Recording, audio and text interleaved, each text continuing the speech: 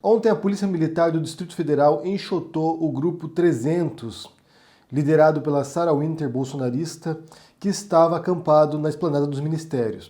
A polícia foi lá, tentou retirá-los pacificamente, eles resistiram, não quiseram deixar o acampamento, então foram retirados na base do spray de pimenta. É com cidadão de bem, com cidadão que protege a polícia, que toda vez que um policial morre, toda vez que um policial morre, é a gente que defende. Agora o cara chega com spray de pimenta e olha o que ele faz, olha o que ele faz. Essa é a pessoa que se tomasse tiro na rua, a gente iria defender ele. A gente iria defender ele se tomasse tiro na rua de bandido. Dos mesmos bandidos que os políticos defendem. Agora ele vem aqui e mete spray na gente. Pai nosso que está no céu, santificado seja o vosso nome. Venha a nós o vosso rei. Seja feita a vossa vontade. Assim na terra como no céu. Cada dia nos dá. Passaram a vida inteira pra isso. Se fuderam. Os senhores se fuderam a vida inteira pra passar num concurso pra fazer isso aqui. Eu quero ver como cada um de vocês vai colocar a cabeça no travesseiro hoje. Como que cada um vai colocar a cabeça no travesseiro hoje. Vocês se fuderam estudando pra passar num concurso. Pra prender vagabundo. Tá faltando vagabundo em Brasília. Tá faltando vagabundo em Brasília. Por que não entra lá, ó? Entra lá! Os senhores têm culhão pra entrar lá? Tem porra nenhuma! Tem porra nenhuma! Seus lixos! Quando vocês morrem, quando vocês tombam, quando vocês tomam tiro de 762 na cara, quem sai na rua por vocês somos nós, seus bosta! É isso que vocês são! Estudaram a vida inteira, se fuderam pra passar em concurso!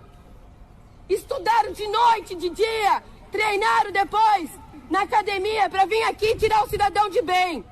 Eu quero ver como vocês vão deitar no travesseiro hoje. Vocês estão sendo instrumentalizados. Vocês não são burro. Se vocês fossem burros, vocês não passavam pra ser polícia, caralho. É pra isso que vocês se fuderam? Foi pra isso? Pra virar pau mandado de corrupto?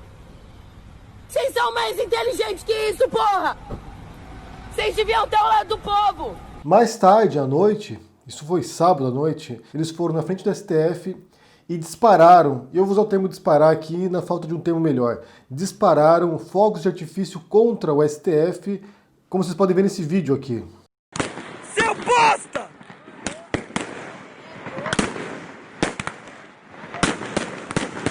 Desafio o povo!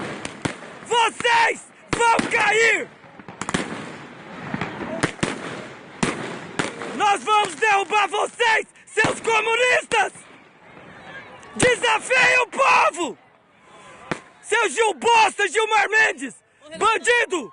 Ou seja, o que a gente tem agora nesse momento é um grupo paramilitar, segundo a imprensa, armado. Algumas pessoas estão armadas nesse grupo, como eu disse aqui, de acordo com a imprensa, um grupo paramilitar armado, que nos remonta aqui, e é inevitável comparar com a história mais uma vez, que nos remonta a outros grupos paramilitares da história, por exemplo, como a Sturmabteilung, que era a SA nazista, chamados de Camisas Pardas, ou o Kamitineri, que era o grupo paramilitar fascista, os Camisas Negras, que eram grupos fascistas que iam de cidade em cidade para confrontos, para propagar a ideologia nazista ou fascista no caso dos Camisas Negras. Então você tem na história certos exemplos de grupos, muitas vezes armados também, ou armas brancas, ou com armas mesmo, e que iam para causar confusão. Por exemplo, nos anos 20 e 30, esses grupos iam confrontar outros grupos políticos nas ruas, rolava porrada, rolava pancadaria. Então eram grupos violentos e fanatizados. O grupo da Sarah Winter não é tão diferente assim nesse sentido. É um grupo bolsonarista, como convocou o Olavo de Carvalho tempos atrás aqui, ele convocou uma milícia bolsonarista, uma militância bolsonarista, então ele vai lá e conclama as pessoas lá, os seguidores do Bolsonaro, a se reunirem para fazer esse tipo de defesa do bolsonarismo, e a Sarah Winter levou ao pé da letra e formou um grupo paramilitar agora para isso, com esse intuito. A gente falou sobre isso aqui tempos atrás, eu li aqui a convocação deles, né, que o propósito era exterminar a esquerda. É importante ressaltar isso aqui. O termo utilizado era exterminar a esquerda do Brasil. Então a proposta deles é clara, é um grupo perigoso, potencialmente perigoso na verdade, mas que tem causado barulho agora. Não apenas no sentido figurado não, literal também, como vocês viram ali no vídeo dos fogos de artifício. Aqui é importante a gente analisar a estratégia que eles utilizam, né? O que eles querem, qual é o objetivo desse grupo. Num dos últimos artigos que eu publiquei na Carta Capital, que é o artigo que encerra o meu livro Minha Especialidade é Matar, que está na Amazon agora, está na primeira posição dos mais vendidos em política e em ideologias políticas, lançado na segunda-feira, então confiram se vocês não conferiram ainda. O que diz esse artigo? É sobre a estratégia do xadrez 4D, que eles tanto propagam por aí. Se vocês lerem o conteúdo da conversa das pessoas, vocês veem que eles pensam o mundo como se fosse uma partida de xadrez. Então, é uma disputa de posições, é uma disputa estratégica para conquistar o território do seu inimigo e derrotá-lo. Então, cada movimento que eles fazem seria, em tese pelo menos, né, seria na cabeça deles, calculado para gerar uma reação. Nesse caso em particular da Sarah Winter, eu imagino que a reação deles seja a repressão policial sobre eles, que é o que aconteceu ontem, por exemplo, e a prisão da Sarah Winter também, que está no forno. Até tem uma reportagem de hoje, eu acho, deixa eu ver quando que é a reportagem. A reportagem é a reportagem de ontem, do Valor Econômico, com a manchete: Corregedoria dá 24 horas para procuradores se manifestar sobre providências contra Sarah Winter. E aqui há uma pressão da Corregedoria Geral para que prendam logo a Sarah Winter.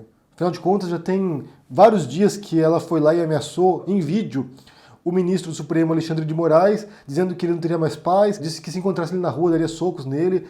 Então, há uma pressão para prendê-la. Só que talvez seja exatamente o que ela queira, se tornar um mártir do bolsonarismo. Olha só, a Sarah Winter foi presa porque ela expressou suas ideias, expressou suas convicções políticas, está sendo presa política agora. Quando, na verdade, o que ela faz é cometer crimes. Cometeu crimes sucessivos, é uma das investigadas no inquérito das fake news do Supremo, teve seus equipamentos eletrônicos apreendidos numa operação da Polícia Federal dessa investigação, desse inquérito. Então é alguém que está na reta, que está na mira da polícia já. E a Sarah Winter, ela não é uma unanimidade nem mesmo entre os bolsonaristas. Tem quem goste dela, tem quem acha que o que ela faz tem mérito e valor para defender os ideais bolsonaristas, e tem quem acha que ela é uma infiltrada, que o que ela faz ali só compromete a causa deles. Então, de fato, ela não é um consenso. Mas está em visibilidade e pode sim levar a uma escalada de tensão.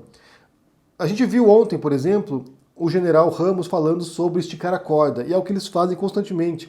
Esse tipo de ação desse grupo 300, aí, esse grupo paramilitar, tem justamente a intenção de esticar a corda, pressionar as instituições para levar uma resposta que vai escalando a situação.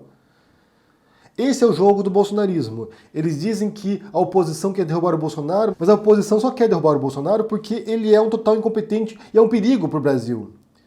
Se querem derrubar o Bolsonaro é porque ele já cometeu sucessivos crimes de responsabilidade e tem que cair. Já tem material suficiente para o impeachment do Bolsonaro.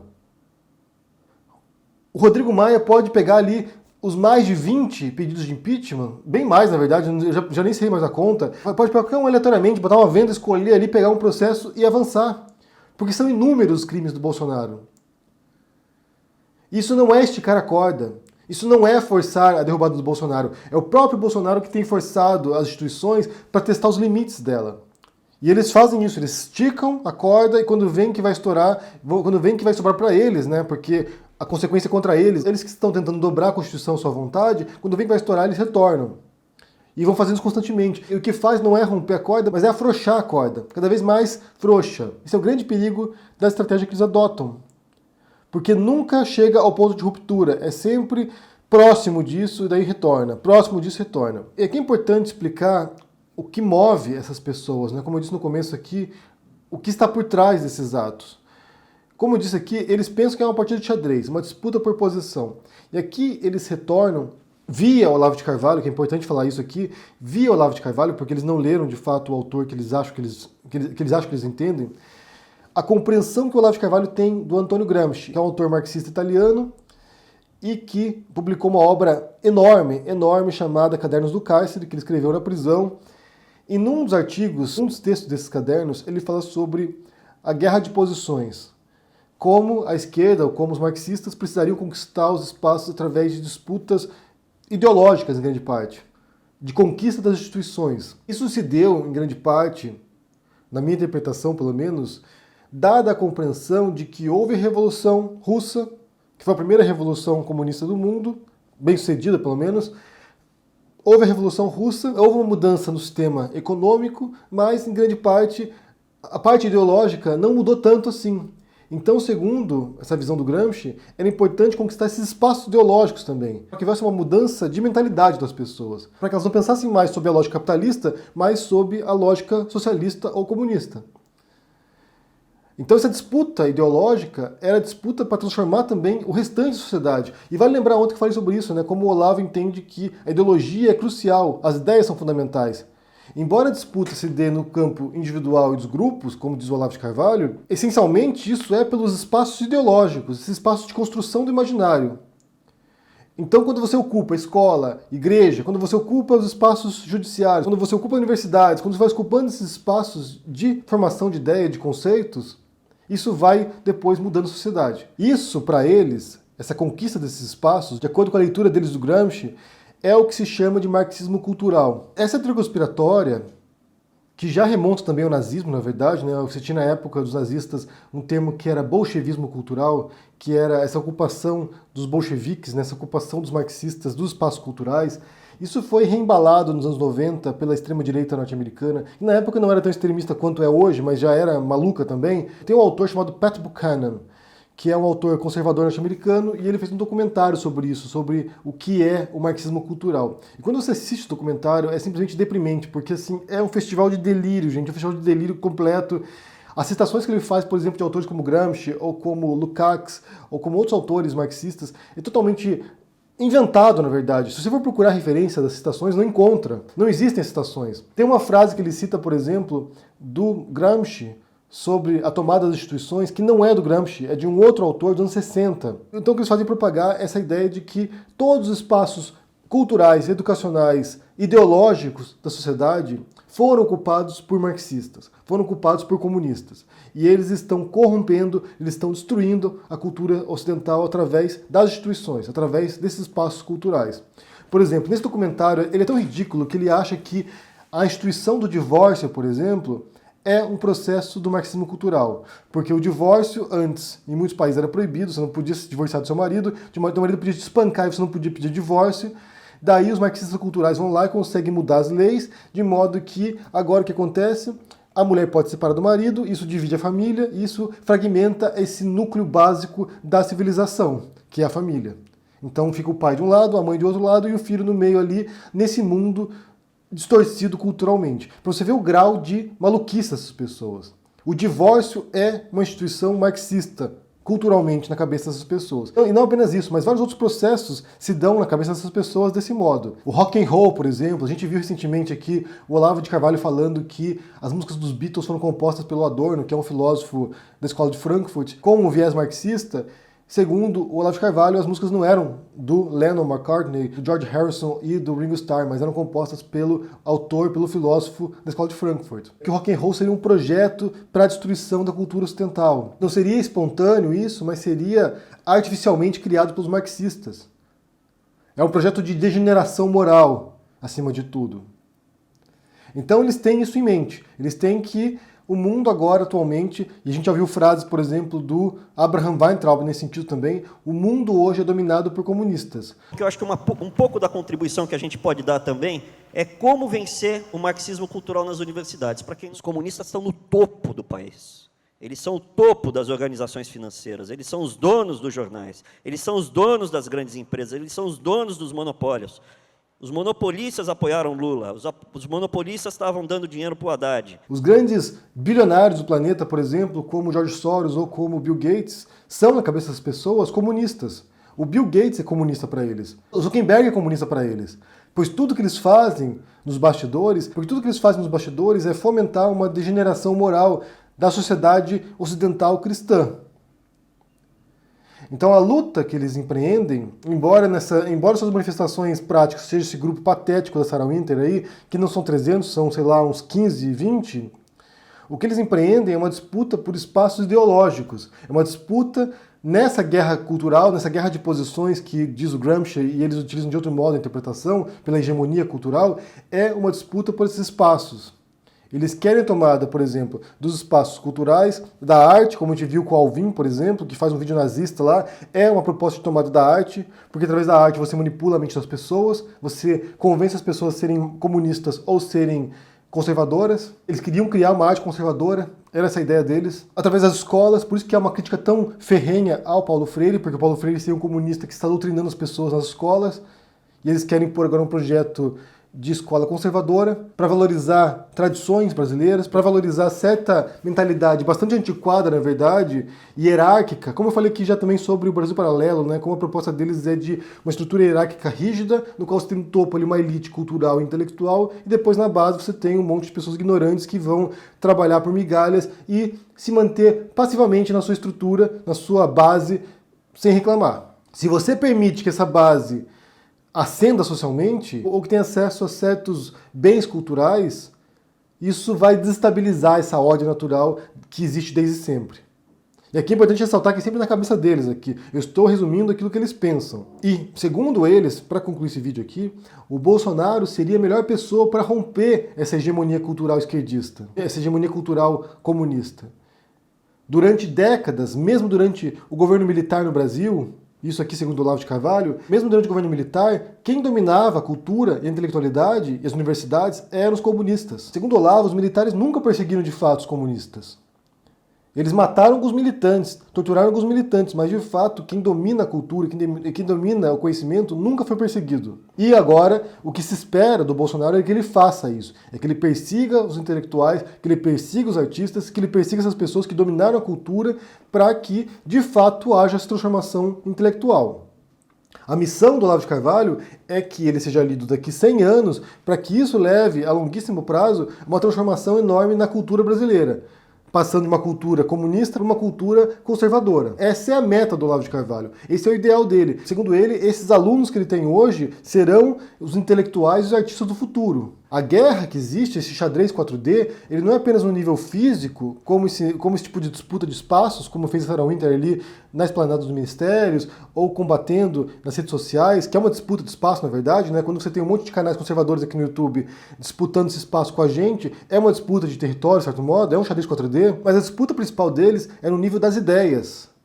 É uma tomada de espaços de ideia e de cultura. De certo modo, na visão do Olavo de Carvalho, o que eles fazem é um gramscismo ao contrário, é um marxismo cultural ao contrário, é um bolsonarismo cultural, é um olavismo cultural. E a gente até tira sarro disso, né, o olavismo cultural. A disputa deles é pelo domínio dos espaços intelectuais e culturais. Porque eles pensam que esse é o único espaço que merece ser disputado. Porque depois dele todo o resto se segue. E essa é a grande crítica que o Olavo faz quando critica o Bolsonaro, é nesse sentido.